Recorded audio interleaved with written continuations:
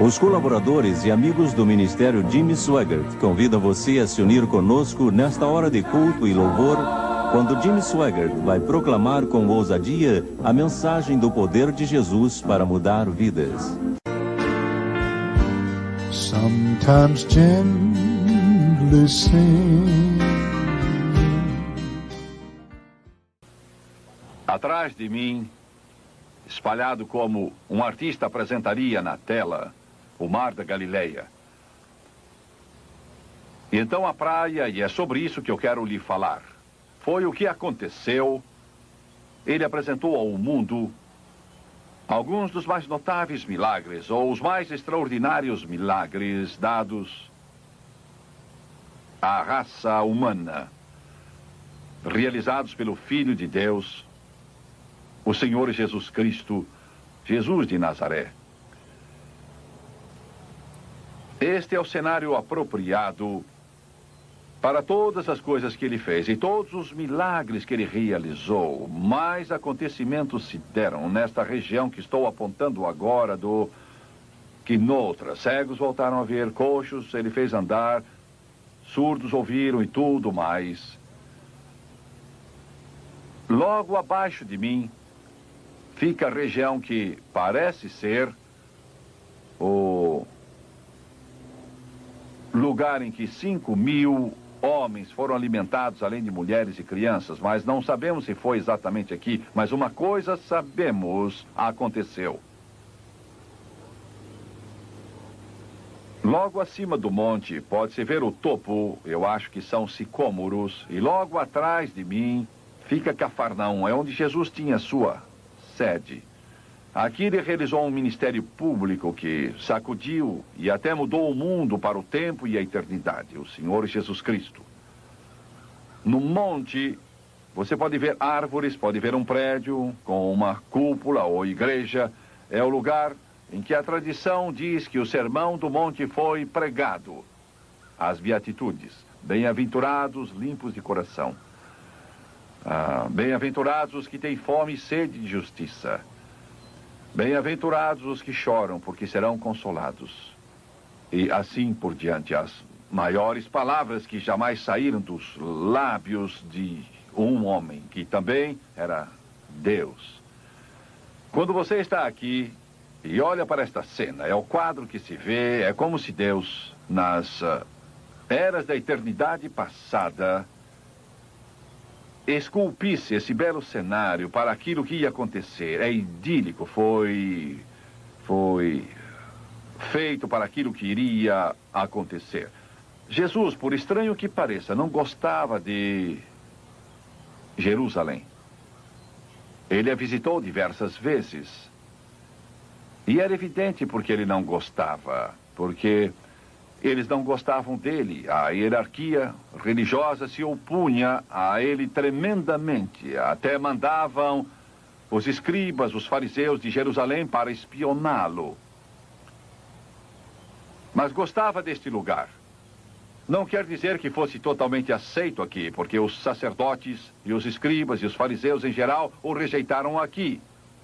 Ele até fez uma declaração que se os milagres que foram feitos nesta região tivessem sido feitos em outros lugares, como Sodoma e Gomorra, eles teriam se arrependido com saco e com cinzas. Eu fico tentando imaginar como é que teria sido. O Mar da Galileia era o mesmo então que é agora. É bem possível que fosse um dia como é hoje. O sol está brilhando. Eu estou aqui diante de vocês e o espetáculo é lindo, deslumbrante. A multidão ouviu o dia todo e não é de admirar. Eles diziam, jamais alguém falou como este homem. Encantavam-se com seu ensino. E diziam, não fala como os escribas e fariseus, mas como quem tem autoridade. Ele trouxe um conceito totalmente novo. Era bem diferente do que o que estavam acostumados num No sentido, foi uma revolução. Não uma revolução de armas, de ira, de ódio, de guerra. Mas foi uma revolução do espírito. Uma revolução que ia mudar a vida de homens e mulheres aos milhões e milhões, no tempo e na eternidade. Aquele dia em que se congregaram nesse monte, quando se diz multidão, está se falando de milhares de pessoas. Não se está falando de 50, 60 ou 100. A referência é de milhares. Podia muito bem ter sido 10, 15 ou 20 mil pessoas, porque estas praias, este lençol de água, este lugar santo, este mar da Galileia, estava coalhado, se posso usar a palavra, de cidades e vilas. A indústria da pesca era muito grande naquele tempo, era uma verdadeira colmeia. Ele não só era um homem, e vinham a ele de toda a vizinhança, vinham mesmo do norte, de Tiro e de Sidom. Eles vinham de Cesareia, vinham até da região gentílica do país. Por causa de quem ele era, dos milagres que fazia, das palavras que saíam dos seus lábios. E quando começava a proferir aquelas palavras, representavam um novo conceito. Amar era a ordem. Amai uns aos outros. Ama teu irmão como a ti mesmo, e até mais do que a ti mesmo. Ama-o ao ponto de morrer por ele, se preciso. Estas palavras eram diferentes do que olho por olho ou dente por dente. Ele as pronunciou aqui. Foram chamadas o Sermão do Monte, as Beatitudes. As maiores palavras jamais proferidas por um mortal. E eu digo mortal, e ele o era, mas era também verdadeiro Deus. À minha frente fica uma região na qual, segundo a tradição, ele realizou um dos maiores milagres registrados na palavra de Deus. O povo tinha estado com ele o dia todo. E o povo não queria deixá-lo. E eu não os culpo. Oh, eu não os culpo. Vamos dizer deste modo. Sou pregador do Evangelho porque Deus me chamou. Mas servir Jesus Cristo é tudo para mim. Significa mais do que as palavras são capazes de expressar. É minha vida, meu coração, como acontece com muitos de vocês. Pois bem, eles não queriam deixá-lo, não queriam sair. Queriam que ele continuasse pregando, ensinando e curando. E eles não saíam, não iam embora. E sem dúvida estiveram ouvindo, observando, participando, vigiando, ouvindo o dia todo, até que talvez fosse uma hora aproximadamente igual a esta. O sol já começava a descer. A Bíblia diz que havia muita relva no lugar, se é esta região em que este milagre teria acontecido. Era um lugar de muita grama. E você deve lembrar que eram, a Bíblia nos diz, 5.000 homens, além de mulheres e crianças. Poderiam ter sido 12, 15, 20 mil pessoas que estavam lá naquela tarde. Ali de pé, se este era o lugar em que estavam naquele dia, ele poderia ter estado do lado do monte, com eles embaixo, e eles os ensinava. Ou ele poderia estar de pé ali, junto às águas, quem sabe. Mas em algum lugar ali, ele deveria estar. E os discípulos vieram a ele e disseram, vamos mandar o povo embora. E usam a expressão lugar deserto ou deserto. Eu não sei se isso teria sido característico desta região na época. 2000 anos se passaram e não temos jeito de saber isso. E de fato não importa onde isso aconteceu. O que importa é que aconteceu. E ele não parece ansioso por mandá-los embora como estavam. Acha um rapaz, ao menos um discípulo acha que tem 5 pães e 2 peixes. Ele toma esses pães e esses peixes e creio que vocês sentem como eu, porque estão vendo com os olhos da câmera esse lugar bem aqui, com os montes no fundo, o mar da Galileia à frente, as milhares de pessoas olhando e observando sem sonhar o que ele ia fazer, os próprios discípulos sem saber o que Jesus ia fazer ali. Será que você pode imaginar esse quadro em sua mente? A região está cheia de árvores, árvores frutíferas, como você vê em abundância lá. Há alguns edifícios lá também. Naquele tempo não havia árvores frutíferas nem edifícios, mas você pode imaginar uma multidão de gente por ali. Milhares de pessoas lá que não saem, não querem ir, não ficam enfadadas nem cansadas. Elas estão ali de pé e estão tentando ver uma por cima da outra, e os que são mais baixos e não podem ver perguntam o que é que ele está fazendo. Os que podem ver estão dizendo, ele tem uns pães e peixes nas mãos, mas o que tem nas mãos é muito pouco. A Bíblia diz, ele os abençoou, deu graças por eles como nós fazemos hoje. Disse aos discípulos, sentem-nos em grupos de 50 e 100, e eles se assentaram.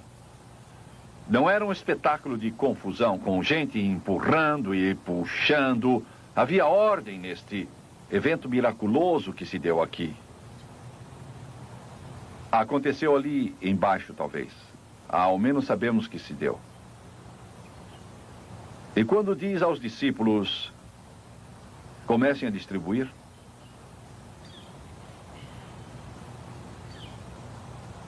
eles iniciam a tarefa e cada pessoa da multidão, 5.000 homens, fora mulheres e crianças, comeu até se fartar.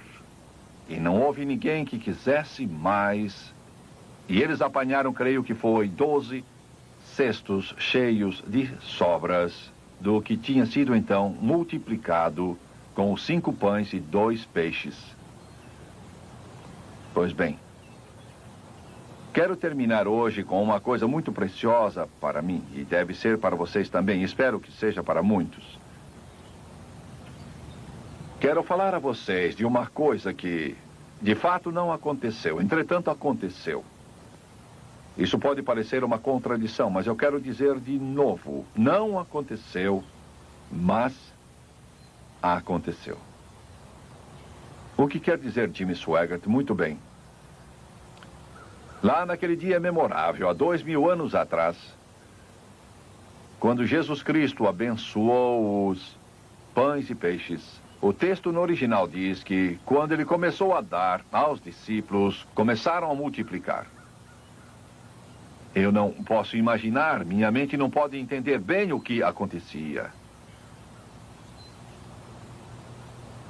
Mas vamos imaginar então que Pedro e Tiago, e João, Mateus e todos os discípulos que estavam dando os pães e os peixes ao povo sentado em filas de 50 e 100. Vamos supor que os da fila da frente receberam por ser mais fácil chegar a eles, sabe?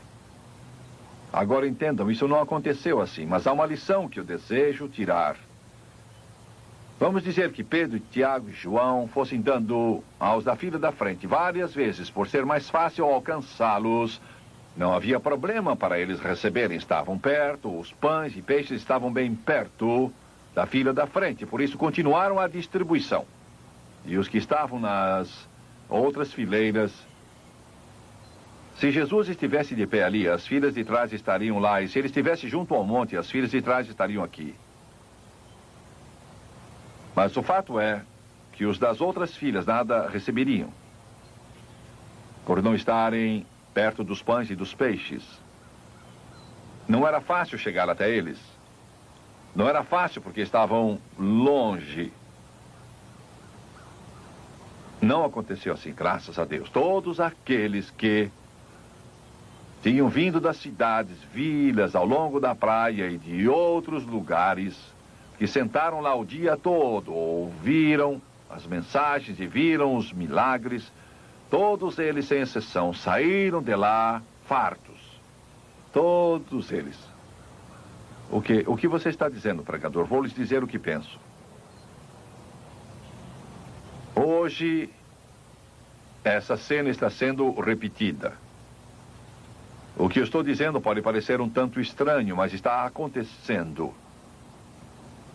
O povo nos Estados Unidos da América e Canadá e alguns outros países do mundo são como aqueles que estavam sentados na frente.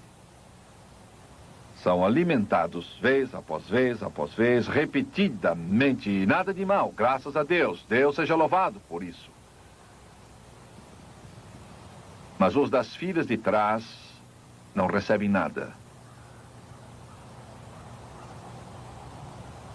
Os da China, os dos países comunistas, de muitos países da África, alguns países da América Central e do Sul, recebem muito pouco, quase nada. Agora você pense nisso por um pouco. Agora vocês entendem porque eu disse que não aconteceu e aconteceu. Não aconteceu quando Jesus estava aqui, ele os alimentou e ainda os alimenta hoje, mas eu e você somos responsáveis por levar o Evangelho a cada pessoa, não só os que estão na frente, mas os que estão lá atrás. Quando você olha para a pequena área que se estende, você vê o que aconteceu aqui. O Sermão do Monte é a maior peça que foi produzida pelo homem, que foi proferida por um homem. Você vê quão importante isso se torna, quão especial isso de fato é. Quando se para pensar que, bem aqui, 5.000 homens foram alimentados, além de mulheres e crianças, quando você olha para esta terra e então vê que este podia ser o lugar. O que realmente aconteceu aqui há tanto tempo atrás. E a coisa que eu quero deixar bem claro é isto. Que o homem da Galileia que alimentou esse povo e disse essas palavras há tanto tempo atrás, não está morto. Ele vive. E alguns de vocês que assistem talvez me digam, Jimmy Swaggart, se eu pudesse crer nisso. Vou fazer uma pergunta. Que mais você tem para crer? Há mais evidência de que Jesus Cristo viveu, morreu e ressuscitou dos mortos do que da vida de Júlio César ou outra pessoa. O que mais você pode crer? Alimentou milhares. E alimentará você se deixar.